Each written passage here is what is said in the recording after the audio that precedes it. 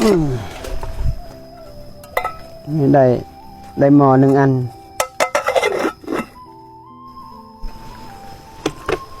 คูน้ำแตกว้าวแตก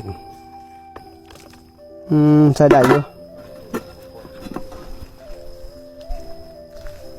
อ่ะลูกเคือคนเฮาเกิดมาหากินซ้ำๆตายอย่าโลภมากโลภผ้าหลายพอเกิดมาแล้วต้องตายของพ่อนี่ฝากเตือนสติญาติโยมว่าอย่าติดหม่นอย่าติดสื่นอย่าติดในกลิ่นอย่าติดในเสียงอย่าติดในรสเพราะทุกคนเกิดมาต้องตายเพราะฉะนั้นจงสร้างแต่บุญสร้างแต่กุศลไว้อย่าประมาทกับความตายเด้อญาติโยมเป็นเศรษฐีอยู่เมืองคนแต่เป็นคนจนอยู่เมืองผีอยู่เมืองผีใน100 ล้านปีหาประมาณบ่ได้เพราะฉะนั้นจงสร้างบุญสร้างกุศลไว้บำเพ็ญเพียรภาวนาจงรักษาศีลเด้อสาธุเจริญพร